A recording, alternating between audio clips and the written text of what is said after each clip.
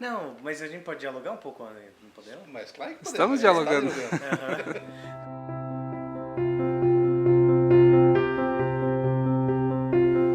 Samuel, em que momento da tua vida a arte te pegou?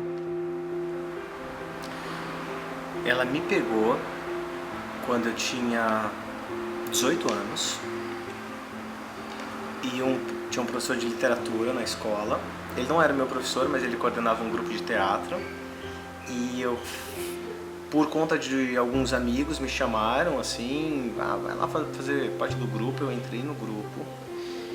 E naquele momento, quando o Kleber Bará apresentou Harold Pinter para mim é um nome muito forte, muito importante. Harold Pinter e depois foi o Brecht. Foram os dois autores. Antes de eu ler literatura nacional, literatura dramática nacional, eu li Harold Pinter e li Brecht.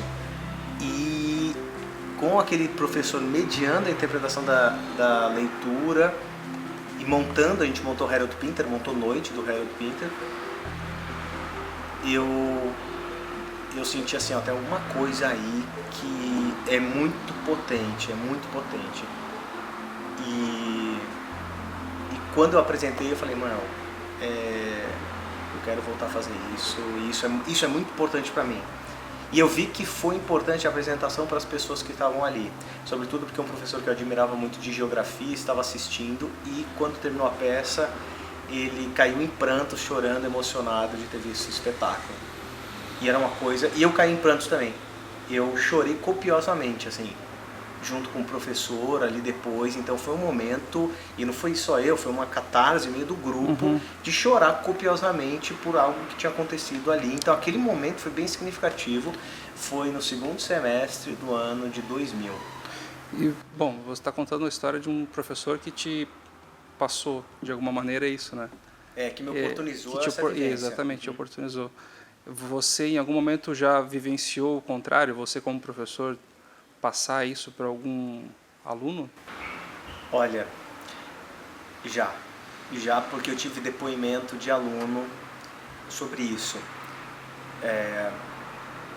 Eu tive depoimento, como sou professor, já tive depoimento de aluno de falar, professor, eu não leio fora da escola, mas quando o professor lê pra gente, eu fico apaixonado pela literatura.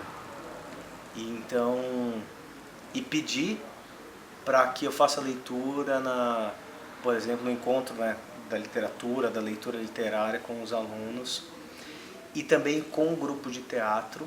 Tanto acho que é forte que na Companhia Rústico Teatral, 3 integrantes dos 9 são ex-alunos meus, que terminaram o ensino médio e estavam tão afim de fazer teatro que eles não sabiam como fazer. Eu falei, falei com o grupo, vamos convidar?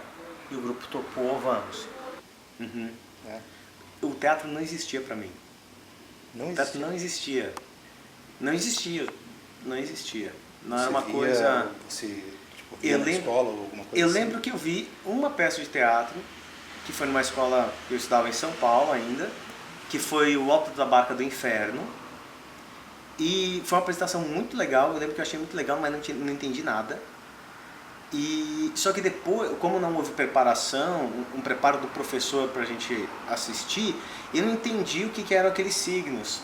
E tinha uns tabladinhos que significavam as barcas, né?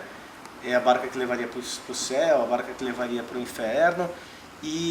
Mas eu, assim, não estava entendendo, e era um linguajar que eles não adaptaram muito, então tinha aquela coisa de Gil Vicente de 1400.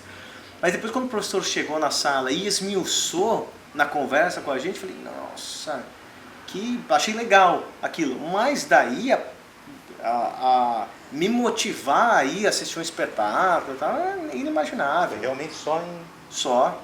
E mais, o teatro me humanizou, né? O teatro me humanizou. Minha vida é antes e depois do teatro. Eu não seria meu amigo quando eu tinha 18 anos, antes de começar o teatro. Sem sombra de dúvidas. Mudou assim? Mudou totalmente. Mudou totalmente porque eu tinha um perfil, que é um perfil muito, eu acho que recorrente numa classe média paulistana, que tem que é muito preconceituosa, que tem um conservadorismo bem grande, é machista, é racista. Tinha. E as coisas que eram entendidas como piadas, que não sei o que, vai falar piada, que é evidente que são discursos preconceituosos, isso fazia parte, eu fui criado nesse meio. Não estou dizendo que também, não quero deixar bem claro que eu não acho que toda a classe média paulistana seja isso, não é nada. Porque São Paulo é gigante, mas eu convivi com bastante gente também. E eram discursos comuns nos ciclos. E quando eu me deparei com o teatro, eu me deparei com a diversidade, me deparei com o que apresentava a literatura, eu comecei a me enfrentar, né? Enfrentar uma série de preconceitos, uma série de discursos que eu passei do verbalizar aquilo para reprimir aquilo que fala assim, e reprimir no sentido da conscientização mesmo, assim, isso não se faz, isso é uma falta de compreensão muito grande do mundo.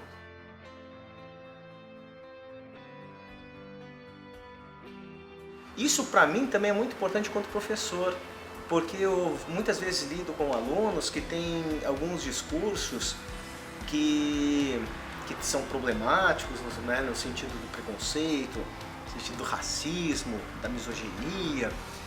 E eu olho para esse aluno não com aversão, sabe? Não, eu olho como um professor que, se eu tive pessoas na minha vida que puderam apresentar outras possibilidades de reconhecer o mundo, e muito mais humanas, muito mais dignas da condição humana, meu papel tá por aí também. Então, passa muito por um respeito e saber que são processos. Né? Eu escutei uma coisa da professora, da Ângela Finardi, que era a nossa preparadora de elenco da Univille, e ela falou o seguinte: eu não sei mais que vocês. E ela sabe muito. Mas ela falava: eu soube antes.